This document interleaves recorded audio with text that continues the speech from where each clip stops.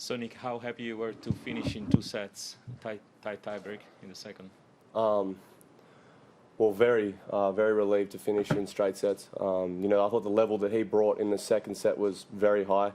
He was serving really, really well, and he started getting onto a couple of my serves, and obviously had a couple set points in the second set, which I thought I played amazing on those set points that he had. But that's the tennis that I knew was going to come to in one of the sets at least, where he was going to raise his level. And man, he's a good player. I wasn't surprised at all by some of the shots he was hitting or how he was serving or anything. He's extremely athletic for his size as well. So I'm actually pretty happy with the way I played today as well. I played a lot better than yesterday. If I played the way I played yesterday, I probably would have lost today. So yeah, I'm relieved.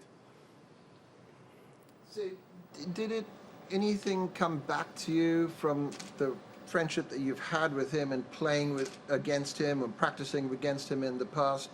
Did some of that get rekindled when you played him today, or have you seen him move so far ahead now compared to then? No, he's definitely improved. I thought that he was definitely trying to pin my forehand return a lot throughout the match. I think I hit, if I'd love to see the stats, I reckon I hit maybe 5 to 7 backhand returns the entire match. So he definitely knew my game inside out, and that's from all the practice sets we used to play. But he's improving a lot, and it's good to see. He got his first tour level win, I think, the other day, so it's only up for him, I think, and hopefully he can just stay the course. Say much at the end? Well, I actually said, if I said what I said, I'd probably get fined because I had a swear word. But I was going to give him a hug, but he wasn't feeling it. But it was just good to see him. It's good to see him go out there, do his thing, and the crowd was behind him as well. Everyone loves an underdog. Again, I think if he plays some other people, he's got a pretty good chance. Nick, Victorians and Melburnians in particular love this event. But do you sense that this year they're a bit conflicted, that we're all here, especially us international visitors, when they have worked so hard to contain the virus? Do you think there's a bit of uneasiness? I think for some there would be. I think there's some people overseas that are stuck that they can't come in.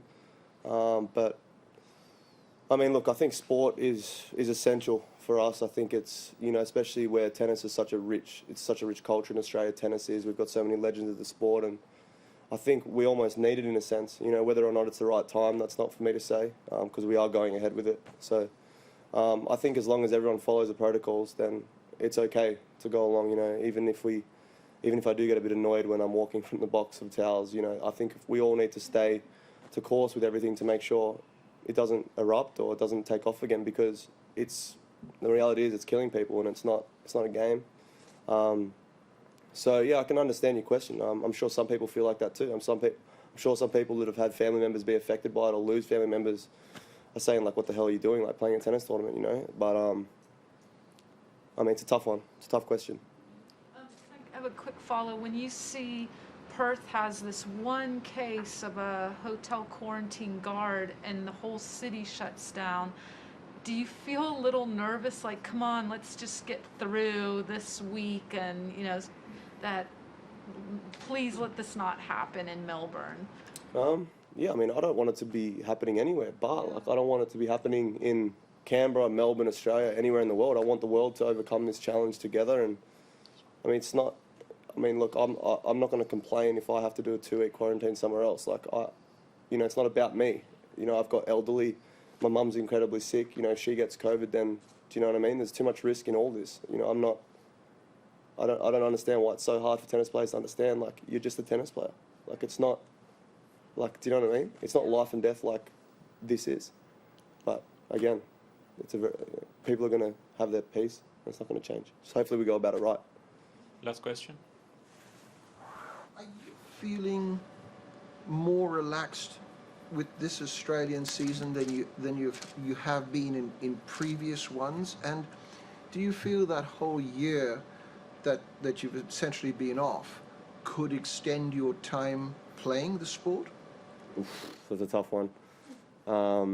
My relationship with tennis can change in a minute, but I think me being away from it, I'm not getting as angry. I feel like when I'm missing shots, I am, but I don't know. Obviously, it's instilled a lot of perspective in everyone but I feel like I've had that throughout my career anyway. I haven't really, acted as if tennis is the be and end all for me anyway. But I just take it day by day. I don't set any goals. I don't want to say I'm going to play tennis for longer or shorter. I just want to take it day by day, show up every day, try and play good tennis, try and be positive, try and be a better role model than I was last year. And that's it, Yeah, sorry, we Follow got to that. we got to Nick, wrap up. oh, Very how mu- quick one. How much did Kobe's death maybe help you with that change of perspective? I mean, yeah, well, I have a tattoo of him on my arm now, so when I look down, obviously it brings me back memories of how he would have competed, how he would have been remembered by. But yeah, I mean, I think it's made me. I definitely feel as if when I'm on court, I feel like I've been around the tour for a while now. I feel like I'm not going to get as angry as I used to. I just feel as if I know what style of tennis I need to be playing to win matches now. And obviously I'm frustrated, but I'm not going to. I mean, I could have got angry today when he got the net tape to bring up the set point. I mean, I just stayed composed, and it's the way it is. Thank you. Thank you, everyone. That concludes our press conference with Nick.